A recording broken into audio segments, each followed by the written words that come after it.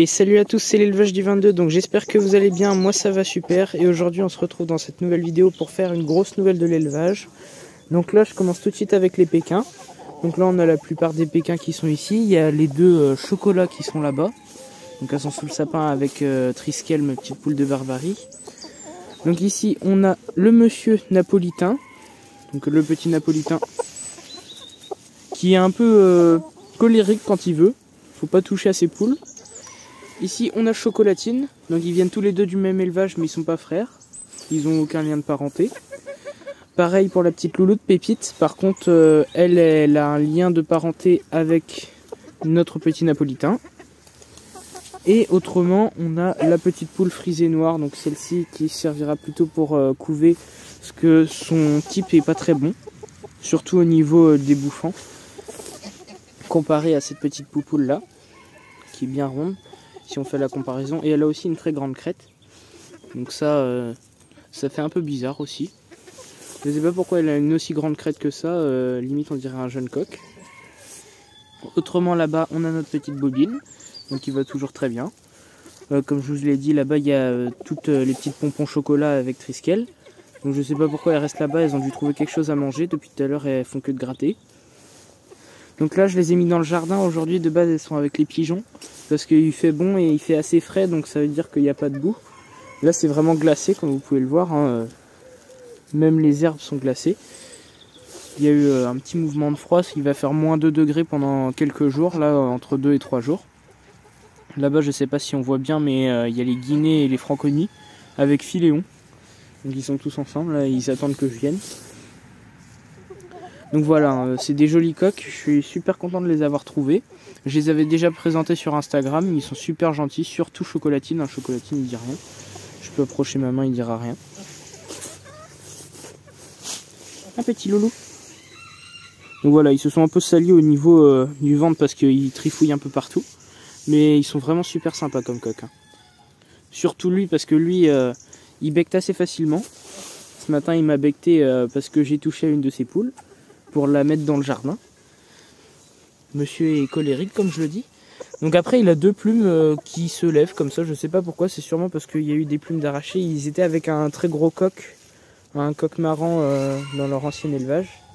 Donc c'est aussi possible qu'il y ait eu des plumes d'arrachés, on voit d'ailleurs ainsi. Il a eu une ou deux plumes là qui ont été arrachées, on voit un peu de duvet. Autrement Chocolatine, non, il a toutes ses plumes quasiment, là il était encore en nu quand je l'ai eu. Ça va faire, dans quelques temps, ça fera un mois. Donc dans une semaine et demie, qu'ils sont à l'élevage avec les petites poules. Donc voilà, la petite Pékin noire, je vous la montre pas souvent, surtout là au soleil avec le givre, il fait pas trop humide, donc on voit bien son frisé comment il est. Et franchement, elle est pas moche. Je l'aime bien. C'est surtout ses oreillons blancs qui posent problème. Là, normalement, c'est censé être rouge. Donc je sais pas si c'est du fait qu'en ce moment, ils sont pas mal enfermés à l'intérieur, vu que je peux pas trop les sortir avec la boue. Après, je pense que c'est surtout au niveau de la génétique qu'elle doit avoir les oreillons blancs. Ça doit venir de ses parents. Donc Rico, mon ancien coq Pékin, c'est peut-être de là que ça vient. Donc voilà. Je vous fais un petit tour rapide. Là, elles sont dans le coin là du jardin. Mais autrement, elles ont tout cet espace qu'elles pourraient utiliser mais qu'elles n'utilisent pas. Elles sont toujours ici quand je les sors dans le jardin. Et elles restent au niveau de la haie. Donc là, j'ai enlevé un arbuste. Je vais être obligé de replanter 3 arbres sur le long. Et là aussi, souvent, elles sont très souvent là. Donc voilà, petit tour du jardin où elles peuvent aller, mais qu'elles ne vont pas. Elles restent vraiment dans ce coin-là. Pourtant, c'est le coin le plus à l'ombre. Là, elles ont tout un coin de soleil. Elles pourraient y aller. D'habitude, elles y vont. D'ailleurs, souvent sous le figuier, elles sont. Et là, elles préfèrent être au niveau du sapin. Elles ont vraiment dû trouver quelque chose à manger. C'est pas possible parce que depuis tout à l'heure, elles font que de fouiller. Maintenant, il y a la petite pelote aussi qui s'est mise à gratter. Donc voilà. Petit tour rapide chez les Pékins. Franchement, je suis hyper content, je le redis encore, hein, mais je suis hyper content d'avoir trouvé ces coqs. Ils sont magnifiques. Surtout Napolitain, hein, il est magnifique au niveau de sa poitrine. Ça va compenser un peu sur ses poules. Donc normalement, les parquets, là, ils sont pas encore formés, mais il sera avec la petite bleue cailloutée, donc Pépite, cette petite noire frisée. La noire frisée ira dans un parc de croisés, je pense. Je verrai en fonction de comment je fais. Il aura la coucou noire la coucou gris perle, donc pelote et bobine. Et le coq chocolat aura ses poules chocolat. Et j'aurai peut-être inversé entre temps la petite poule noire frisée dans le parquet des chocolats en plein milieu de reproduction pour sortir des jeunes porteurs chocolat. Voir ce que ça donne. Donc il y aura forcément du frisé dedans si je la mets. Donc en tout, là je devrais sortir 3 quarts de lisse et 1 quart de frisé. Ça devrait être plutôt pas mal parce que je suis pas trop pour faire du frisé. Normalement dans quelques temps j'arrêterai à partir du moment où il y aura plus ces poules là. Donc pour l'instant je les garde parce qu'en plus sa maman était une très bonne couveuse. Donc normalement si elle est pareille que sa maman, ça devrait faire pas mal de petits poussins. On verra bien par la suite. Donc je vais aller vous montrer les oies, les canards, les janzés et les barbus qui sont de l'autre côté au niveau des volières. J'ai sorti les janzés aujourd'hui, d'habitude elles sont dans la volière avec les cochons d'Inde. Donc je vais aller vous montrer ça tout de suite. Donc voilà, on se retrouve au niveau de la grande volière. Alors ici on a notre cher Daffy qui est encore toujours tout seul. Il va falloir que je lui trouve une canne dans la saison. Parce que la seule canne qui me reste c'est sa sœur, donc je ne peux pas la mettre avec lui. Ici on a un petit barbu, alors croisé barbu je suppose, parce que vu la tête qu'il a, ça m'étonnerait que c'est un pur. Donc pour moi son papa c'est Happy et sa maman ça doit être Luciole, ma petite barbue d'Anvers caille bleue qui est décédée en été d'un arrêt cardiaque. Donc voilà d'ailleurs, hein, je vous montre tant que je peux les montrer. Ils sont tous regroupés en train de faire leur toilette au soleil. Philéon, le papa des oies, parce que elles le suivent partout depuis quelques temps. Je sais pas qu'est-ce qu'elles ont avec lui, mais c'est devenu un peu leur papa. Donc voilà, c'est le chef des oies. Alors ici, on a les deux jarres, les deux oies. Suzanne, Nathalie, Martin et l'autre mâle qui n'a pas de prénom encore. J'oublie tout le temps son prénom. Daffy le pépère qui lui suit partout aussi, mais 3 mètres après parce qu'il est un peu plus lent. Il a plus de poids à transporter. Donc voilà, les cocottes, hein, elles sont contentes là parce qu'il fait beau, il fait jour. D'habitude, si je vous aurais fait la vidéo hier, il était encore en train de pleuvoir. Ça se voit au terrain, il y a de la boue partout, c'est horrible. En ce moment, c'est la pire période à l'élevage. Ici, on a les deux guinées. Alors ici, madame et là, monsieur. Donc les deux pépères, enfin les deux pépères et pépettes, qui restent tout le temps ensemble. Donc je pense pas que je vais les séparer pour la période de reproduction. Parce que les guinées peuvent s'hybrider avec les autres oies. Hein. C'est une hybridation qui est assez commune dans les élevages. Mais j'ai pas trop ce problème là, j'ai l'impression, parce que les guinées restent souvent ensemble quand même, et elles sont assez à l'écart des franconis. Donc pour moi elles vont se mettre en couple. Après peut-être que je les séparerai un temps, le temps que les franconis se mettent en couple.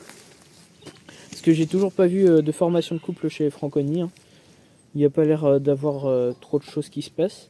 Juste Martin, l'autre fois j'ai eu l'impression qu'il a sauté sur Nathalie, mais ça c'est une affaire à suivre, on verra bien. Pour moi c'était juste une tentative ratée. Donc voilà, les madames elles sont sorties. Ah les cocottes. Donc il y a eu un problème au niveau des poids. Normalement les janzés pèsent un certain poids.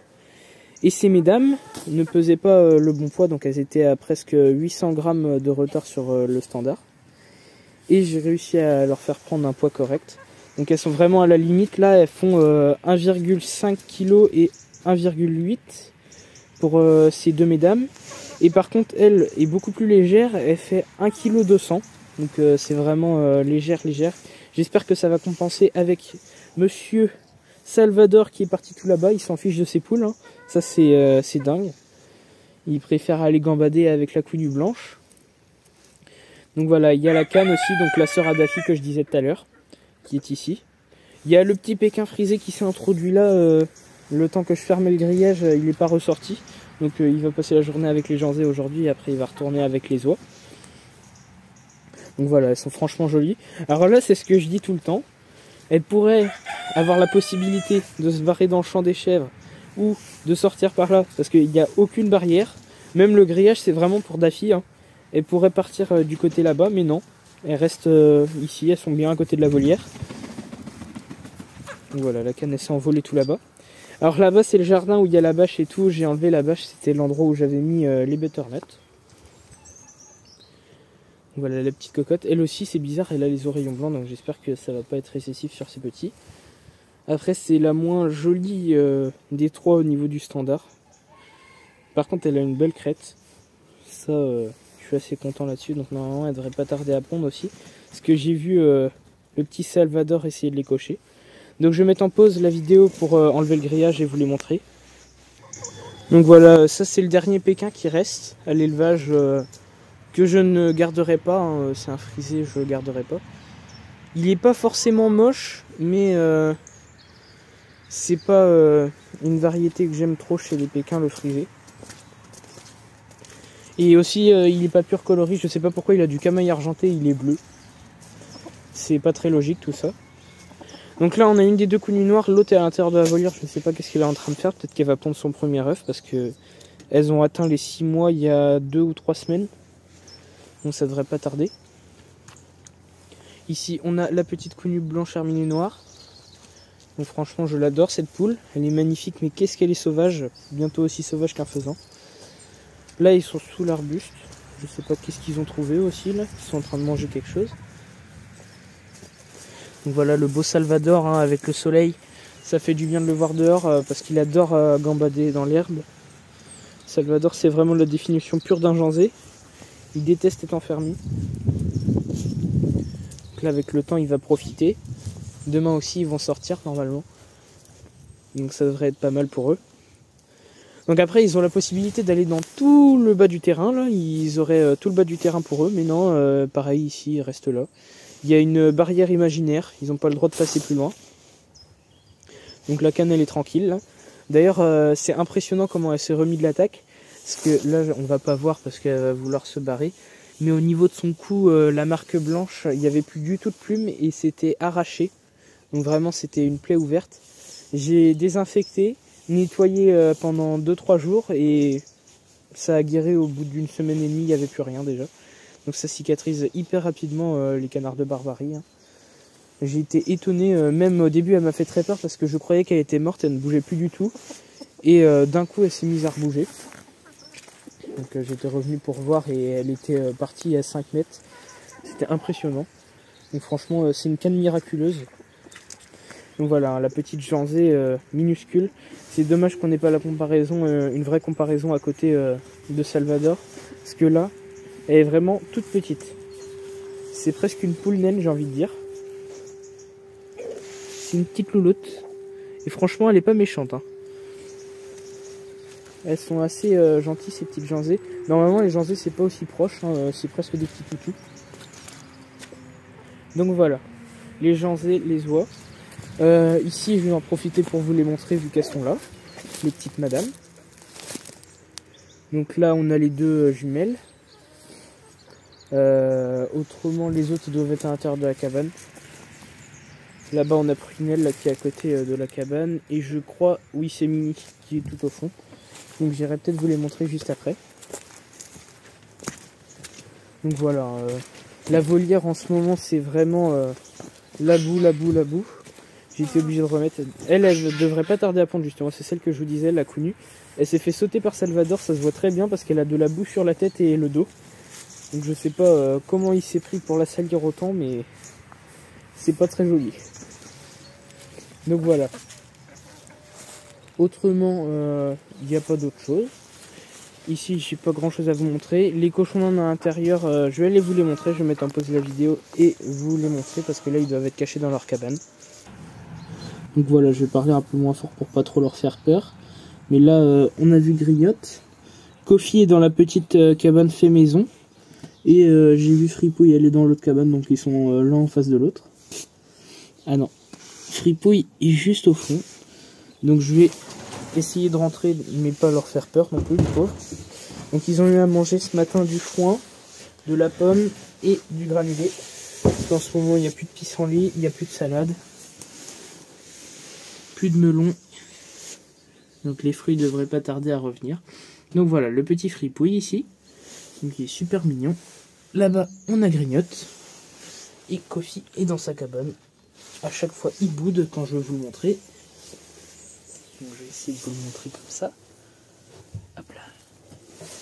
Donc voilà, les trois petits pépères. D'ailleurs, je vous en ai pas parlé. J'en ai parler un tout petit peu sur Instagram, mais Kofi va être papa dans exactement 2 mois et demi bientôt. J'ai mis Kofi avec Bueno en reproduction il y a 2 semaines bientôt. Ça fera 2 semaines mercredi prochain. Et ce petit monsieur normalement va être papa parce que elle a déjà pris un peu de poids. Bueno, elle prend facilement du poids quand elle est enceinte, quand elle est pleine, parce qu'elle avait déjà été pleine l'année dernière. Donc voilà les petits loulous. Hier ils ont eu du saule aussi. Je leur donne du saule en ce moment vu qu'il n'y a plus beaucoup de verdure.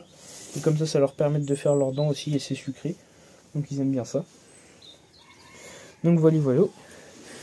Ici aussi, alors c'est vraiment le bordel pas possible.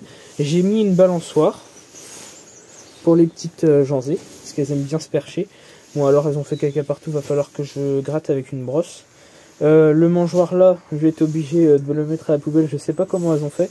Mais elles ont réussi à casser tout un morceau comme ça. Donc elles sont très douées. Et j'arrive plus à mettre dedans parce qu'elles arrivent à enlever la terre.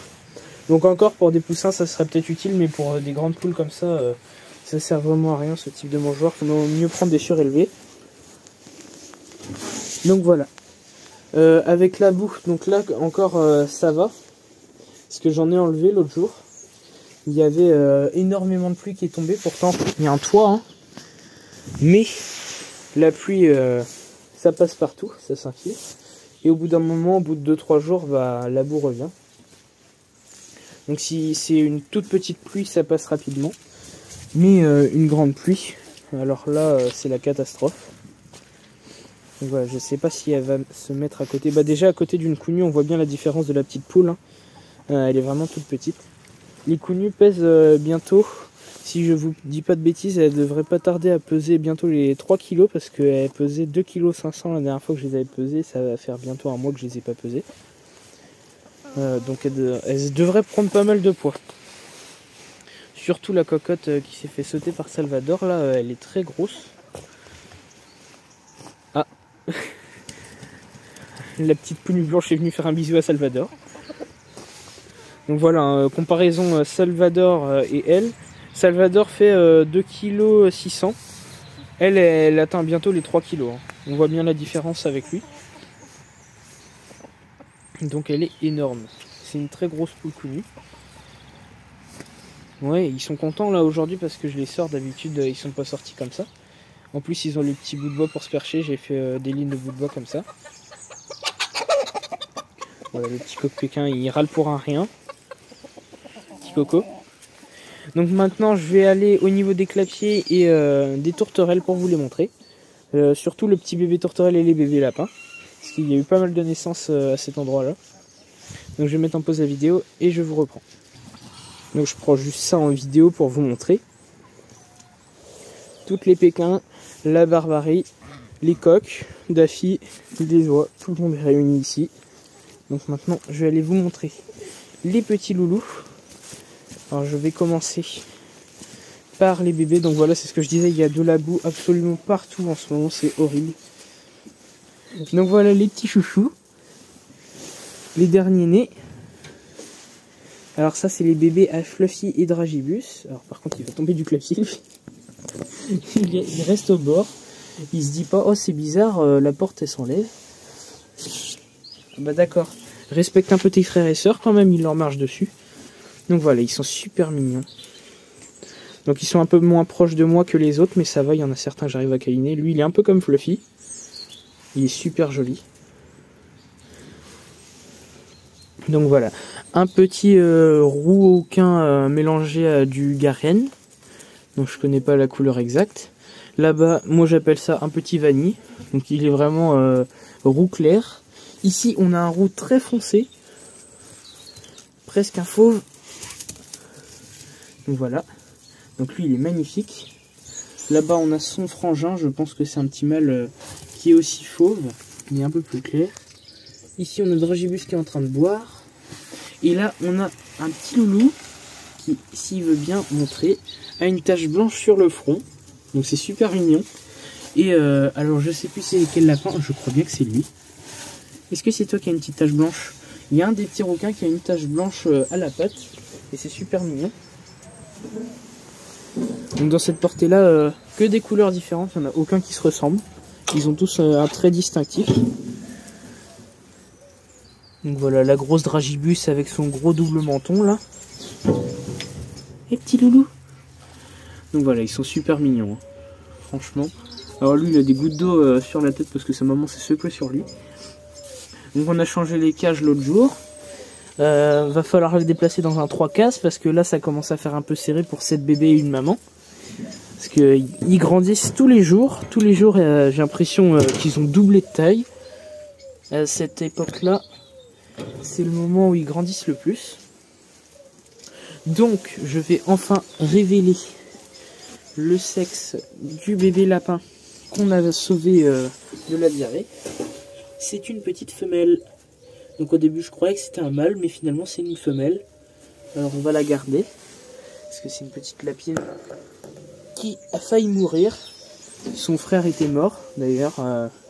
Si vous vous en souvenez, dans sa portée, il y avait eu 2 lapins de mort à cause de la diarrhée. Donc on voit un peu mal avec le soleil, hein.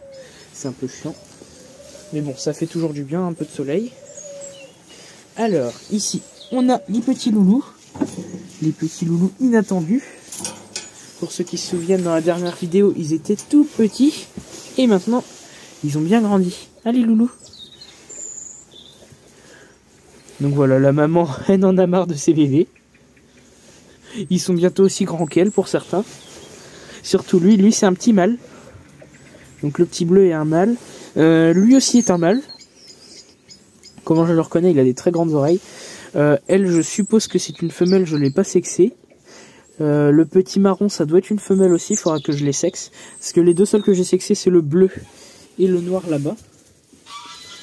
Et ici, on a le petit lilas, et elle, je l'ai sexée. Normalement, c'est une femelle, mais il faudra que je refasse parce qu'elle était assez petite quand j'ai fait. Donc voilà. La maman, elle est fatiguée, la pauvre louloute. Elle est devenue un peu moins proche de moi depuis qu'elle a ses petits, donc ça dépend des lapines. Il y en a qui sont très peureuses, et dès qu'elles ont des petits, c'est tout l'inverse, elles deviennent très câlines. Et inversement, quand elles ont des petits, elles sont devenues très peureuses, et après, elles redeviennent calmes. Donc ça dépend des lapines. Donc voilà, le petit loulou, il est super mignon, hein, franchement, ils sont magnifiques ces bébés. Alors malheureusement, je vais pas pouvoir tous les garder, c'est bien dommage parce qu'ils sont magnifiques. Je les aurais tous gardés avec moi. En plus, ils sont tous très câlins, sauf le petit brun et le lilas. Pourtant, le lilas est magnifique, hein. Le lilas, c'est lui. Alors moi, je dis lilas hein, parce que c'est son prénom. Elle s'appelle Lila, la petite louloute. Donc voilà, elle est super belle, hein. C'est une sorte de gris bleuté. Je saurais pas dire c'est quoi le coloris, mais elle est magnifique. Donc voilà, ça a sorti des coloris un peu bizarres, j'ai envie de dire, parce que c'est coloris lapin-chèvre, mais pourtant c'est pas des lapins-chèvres. C'est juste leur grand-père qui l'était. Alors ici, on a les louloutes. Elle a fait un nid dans le foin, c'était Bueno qui était là, il y a exactement 2 minutes. Tac. Donc je vais vous les montrer, elles sont dans les cabanes. Bizarrement, les animaux sont timides quand on les filme. Parce que d'habitude, ça n'est pas le cas. Alors voilà, le dérapage drift à la Bueno. Donc ici, elles sont pas là. Ah bah non, elles sont dans le foin, elles sont cachées dans le foin, les louloutes, j'avais même pas vu. Donc voilà, il y a la petite Machouille ici. Hop. Machouille et Brownie sont dans le foin. Elles ont fait une cabane. Donc voilà, les 2 petites louloutes. Super mignonnes. Elles sont en train de manger leur foin, elles sont tranquilles là. Elles ont rien à dire. C'est des femelles avec un clapier 4 étoiles. Donc voilà, il y a Brownie tout au fond. Bueno, on voit une tache de roux, c'est elle. Et ici, on a la mamie Machouille. Donc voilà, les petits louloutes. J'ai pas grand chose à dire dessus, à part que Bueno, alors, je vais pas pouvoir trop vous montrer, hein, mais voilà, son ventre est bien rond. Elle est bien ronde, la petite louloute. Donc voilà. De ce côté-là, j'ai plus grand chose à dire. Je vais vous montrer quand même le petit Happy pour vous donner des nouvelles de lui. Donc depuis l'attaque de renard. Alors il est en clapier parce qu'il a des plumes aux pattes et monsieur n'a plus de poules pour lui. Donc j'attends de retrouver des poules naines pour le remettre avec le coq bleu. Donc ils se connaissent, donc normalement ça devrait pas poser problème. Donc pendant ce temps il est chouchouté quand même parce qu'il est dans un clapier avec de la paille. Il s'est fait un petit nid dans le fond là-bas, on voit. Donc il a une alimentation normale, de l'eau propre.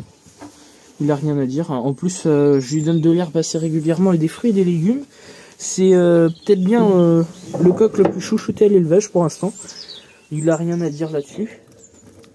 Donc je vais peut-être le sortir aujourd'hui avec les Pékins. J'étais en train de penser à ça parce que les coqs ont l'air de rien dire quand il y a d'autres coqs qui viennent. Voilà, je vous montre ça quand même. Hein. C'est super mignon. Il a les pattes posées dans la gamelle et il est en train de manger en même temps.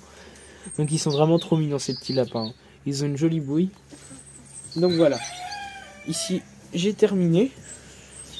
Donc ils ont le soleil en plein sur les clapiers en ce moment là. Ça fait vraiment du bien. Alors ici, c'est un peu bordélique. Parce qu'il y a eu des trucs qui sont arrivés. Alors, je sais pas comment elle a fait. J'avais coincé une tige de salade montée au niveau de la gamelle. Et ça doit être Cosette qui l'a ramené dans le nid. Le nid qui est très cracra d'ailleurs. Parce qu'ils sont en train de refaire un nid. Alors que le petit est tout juste sevré. Donc tac, il est ici. Le petit loulou blanc. Donc là on a Monsieur Cosette. Madame Clovis. Qui sont en train de refaire un nid. Allez Coco. Donc ils ont mangé la quasi-totalité de l'os de sèche. Je vais essayer de vous montrer ça. Donc voilà, ils ont fait leur petit nid. Et je sais pas pourquoi ils ont ramené le brin de salade ici. Pour eux ça doit être une brindille pour faire les nids, c'est pas possible. Donc je vais peut-être casser les œufs pour qu'ils se fassent quand même une petite pause entre deux couvées. Parce que sinon ça va devenir de l'industrialisation de masse, ces tourterelles.